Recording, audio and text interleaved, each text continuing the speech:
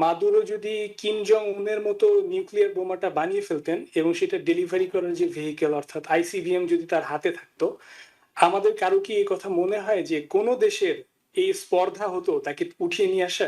মাদুরোর যে আধিপত্য বা মাদুরোর যে terrorism whatever you want to say, যে বন্ধ করতে চেয়েছি, এটা কি করলো? তারপরে দেখুন আমরা কিন্তু অনেক কিছু বন্ধ করতে চেয়েছি, যে আপনার আফগানিস্তানের কেস মনে করেন, বা লিবিয়ার কেস, ইরাকের কেস, সিরিয়ার কেস, সবখানে তো আমরা অনেক কিছুই বলছি, nation building, democracy, nothing happened anywhere. Drug trafficking এর জন্য তাকে ধরা হয়েছে, আবার বলা হয়েছে যে আর্মস পজিশনের জন্য তাকে ধরা হয়েছে। হ্যাঁ, আবার তেলের ব্যাপারে বলেছেন যে ভেনিজুয়েলায় আসলে যত তেল উৎপাদন হওয়া সম্ভব সেই পরিমাণ তেলটা আসলে উৎপাদন হচ্ছিল না বিধায় এই বিষয়ে ইন্টারভিন করা প্রয়োজন ছিল। তো এই সবগুলো বিষয়কে যদি আমরা সিস্টেমেটিক্যালি দেখি, কোনোটা কিন্তু আসলে আদতে ধোপে টেকে না। ডেনমার্ক হচ্ছে সবসময় কোপারেট করছে ইউনাইটেড স্টেটস এর সাথে, এবং কানাডা আছে পাশে, এবং এটা কিন্তু ন্যাটো টেরিটরি। তো আপনি আরেকটা ন্যাটো কান্ট্রির এগেনস্টে যাচ্ছেন, that is also another, actually আমি মনে করি যে খুব সিরিয়াস ইস্যু, যে যুক্তরাষ্ট্র আইসোলেশনের ক্ষেত্রে। আর এটা আসলে সোজা কথা সত্যি করে বলতে গেলে আমার কাছে মনে হয় it's a kind of national terrorism that we are actually supporting নাও।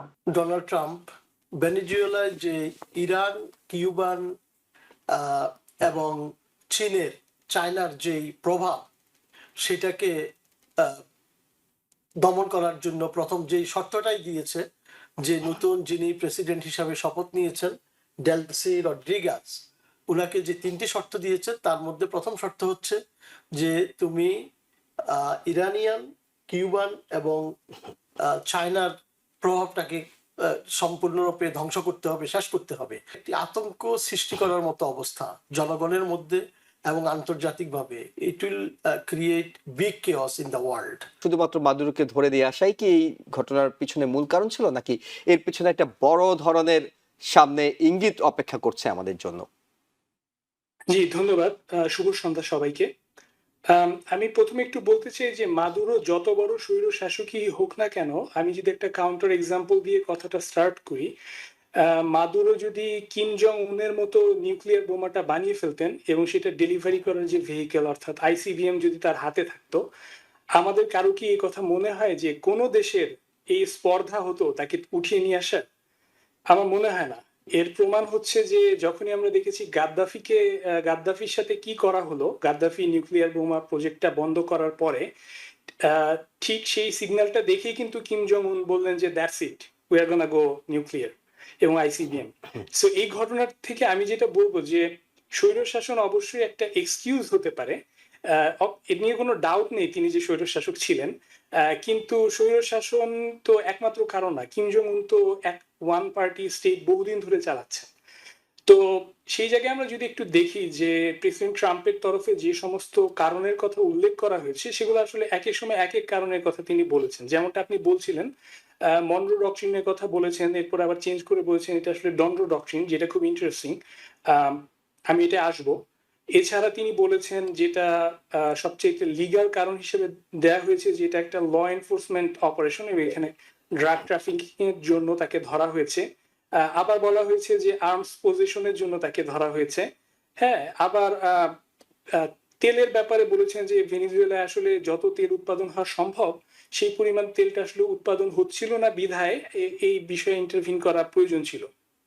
তো এই সবগুলো বিষয়কে যদি আমরা সিস্টেমেটিক্যালি দেখি, কোনোটা কিন্তু আসলে আদতে ধোপে টেকে না। যেমন মনরো ডকট্রিনের কথা যদি বলি, আপনি যদি এই ব্যাপারে যারা অফেন্সিভ রিয়েলিজমের যারা সবচেয়ে বড় প্রণিধানযোগ্য স্কলার, তাদের মধ্যে একজন জন মিয়ারশাইমার অলরেডি বলেছেন যে মনরো ডকট্রিন ছিল হচ্ছে একটা এক্সটার্নাল ইনভেশন অথবা ইম্পেরিয়ালিজমকে ঠেকানোর একটা পন্থা, সেই সময় যাতে কলোনাইজেশন আর না হতে পারে।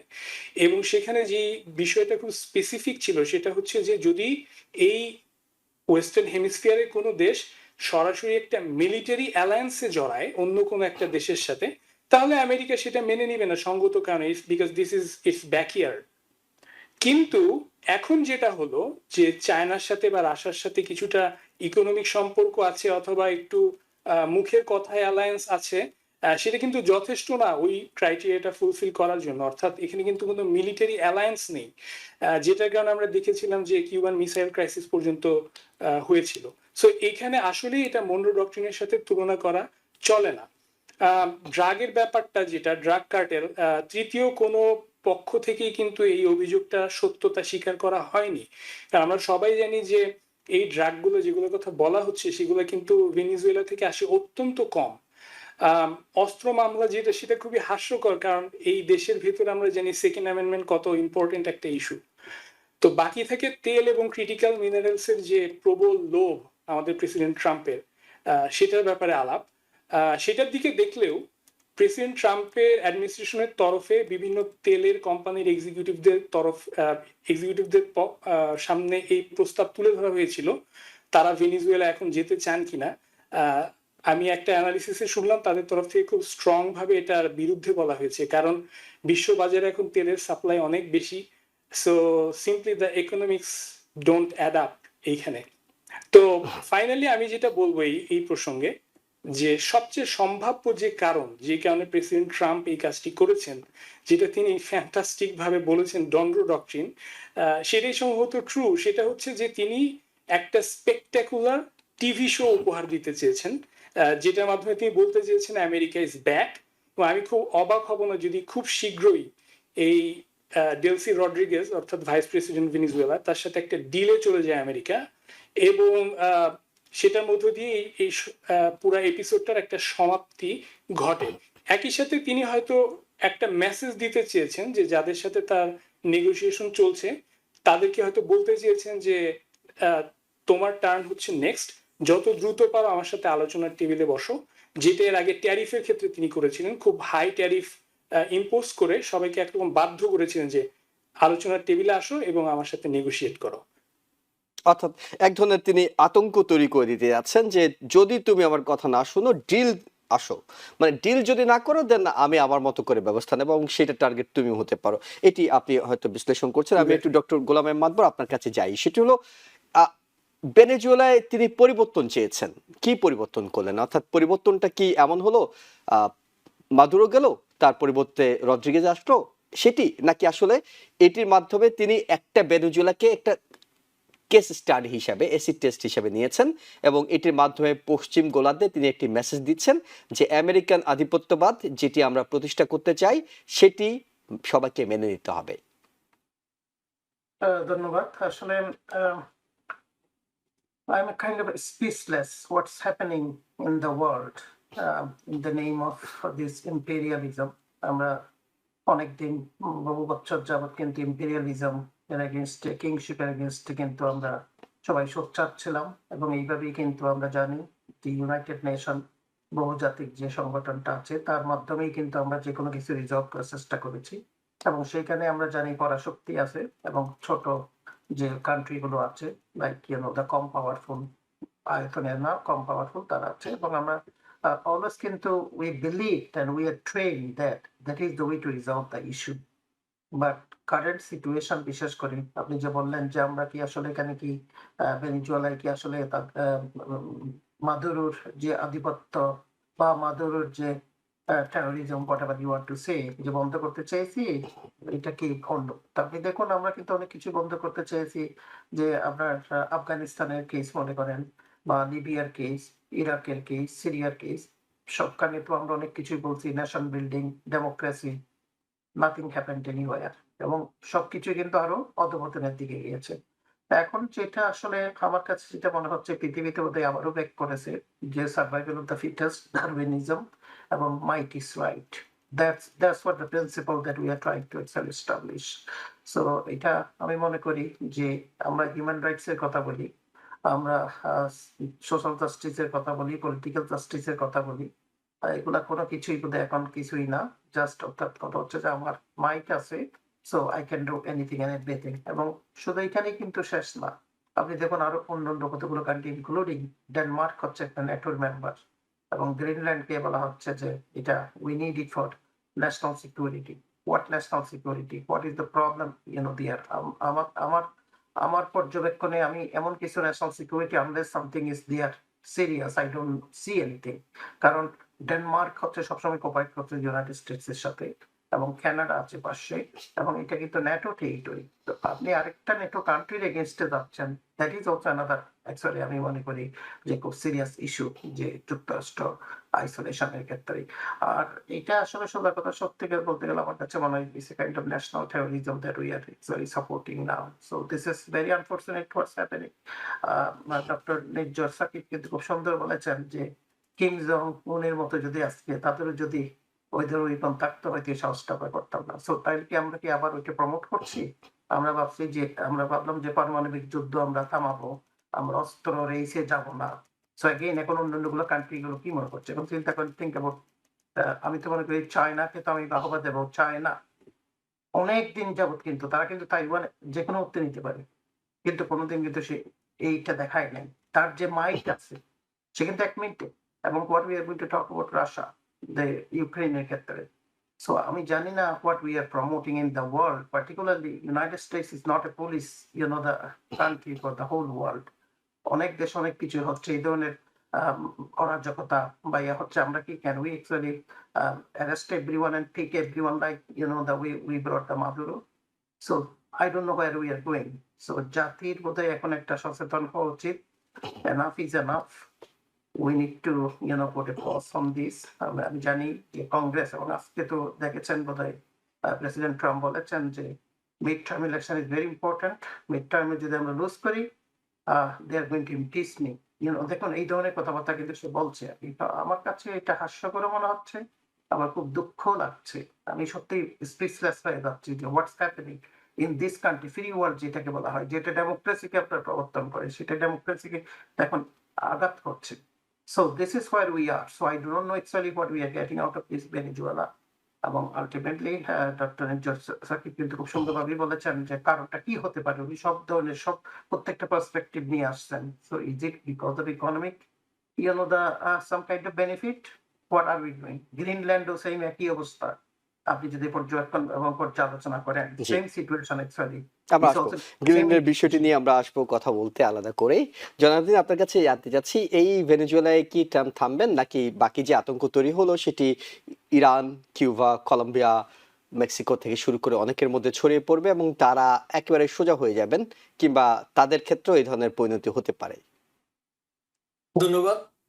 সালাম এবং শুভেচ্ছা সবাইকে, নববর্ষের শুভেচ্ছা। আমার দুইজন সহ আলোচক অত্যন্ত সুন্দরভাবে বিষয়টাকে তুলে এনেছেন। আমি যে বিষয়টি আলোকপাত করতে চাই সেটি হচ্ছে, এক কথায় আমরা যেটাকে বলবো দুর্বলের উপর সবলের আক্রমণ। অর্থাৎ এই বিষয়টা, এই কাজটা, রিয়েকশনটা যেটাই হোক, বিশ্ব নেতারা বিভিন্নভাবে বিভিন্ন জন রিয়েকশন দেখাচ্ছেন। প্রথম কারণ আমি যেটা মনে করি সেটা হচ্ছে ডোনাল্ড ট্রাম্প ভেনেজুয়েলায় যে ইরান, কিউবান এবং চায়নার যে প্রভাব, সেটাকে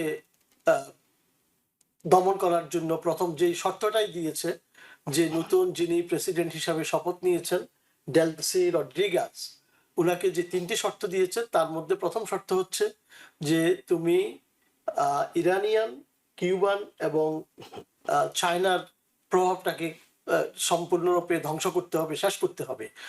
বোঝা যাচ্ছে যে এই এখন চায়নার যে $100 বিলিয়ন বেশি সেখানে বিনিয়োগ রয়ে গেছে, এটি একটি বিরাট ব্যাপার।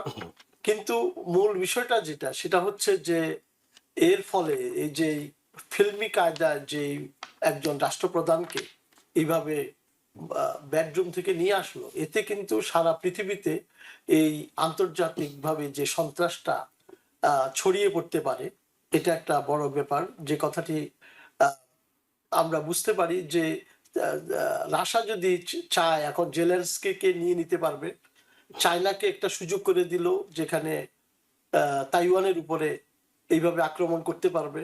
অর্থাৎ অন্যদেরকে বোঝানো এদেরকে দিয়ে যে আমরা এতটুকু করতে পারি।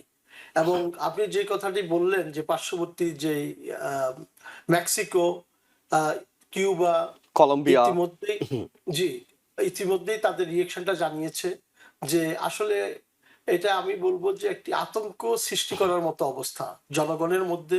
এবং আন্তর্জাতিকভাবে it will create big chaos in the world, এবং সেই বিষয়টা থার্ড ওয়ার্ল্ড ওয়ারের দিকে নিয়ে যায় কিনা সেজন্য হয়তো আমাদেরকে আরো মানে চোখ কান খোলা রাখতে হবে, কারণ এই সন্ত্রাস কখনো শান্তি আনতে পারে না মানে মানে পৃথিবীতে। এতটা কারণ কি আপনার কাছে কি মনে হচ্ছে যে একেবারে থার্ড ওয়ার্ল্ড ওয়ার হওয়ার মতো ব্যবস্থা হবে? এটি তো বিচ্ছিন্নভাবে ঘটেছে, মানে এটি এমন না যে বিচ্ছিন্নভাবে যেসব ভেনেজুয়েলার পক্ষে ঘটনাগুলো রাশিয়া ঘটছে, চায়না তারা সবাই চলে আসবে, এরকম কিছু করবে না।